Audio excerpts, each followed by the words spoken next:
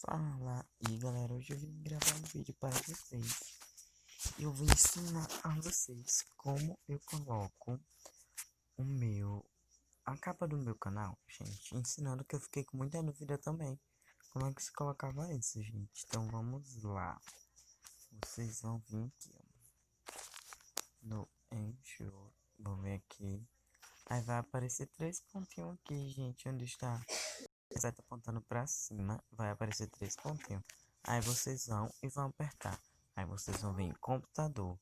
Aí vocês deixam o YouTube no computador, certo, galera? Então vamos lá. Vocês esperam que dá um carregamento aqui. Meu celular está super hiper problemático. E eu vim falar pra vocês o quê? Que eu postei aquele vídeo, gente, do... Deixa eu ver se eu me lembro. Daquele do Money. Foi porque aquela mansão, gente, era pra mim ter postado já há muito tempo, que é o 3. Uma parte 3, só que eu não postei. Então eu resolvi postar naquele dia porque eu não tava conseguindo. Então, né, vamos lá, vocês vão vir aqui, ó. Ai, meu Deus. Então vocês vão vir aqui, aí vocês apertam o de vocês.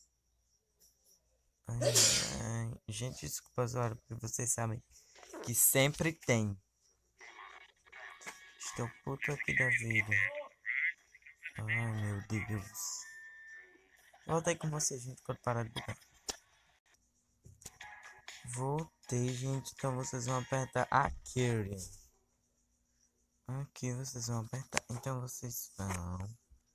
Ai, sai daqui. Vocês vão apertar aqui, ó. Já somos 33. Então vocês vão apertar aqui em foto. Vocês apertar na foto, como a de vocês vão, vai ter quando vocês querem seu canalzinho. Vocês vão apertar aí. Espera carregar, né? Gente, desculpa pela zoada, porque a produção. Gente, a produção faz muita zoada. Eu não posso fazer nada. Vontade de bater nele. Mas assim. Dá, gente. Então vamos lá, né? Voltei com vocês quando tá. Gente, então o meu não tá entrando. Então eu vou explicar pra vocês como é que vai ser. Vocês vão entrar, vai aparecer. Vocês vão colocar, vão escolher, botar em escolher as fotos. Quando vocês escolherem, e vocês botam pra escolher e pronto, gente. Isso foi, é só isso. Então espero que vocês tenham gostado do vídeo. Inscreva-se muito no canal.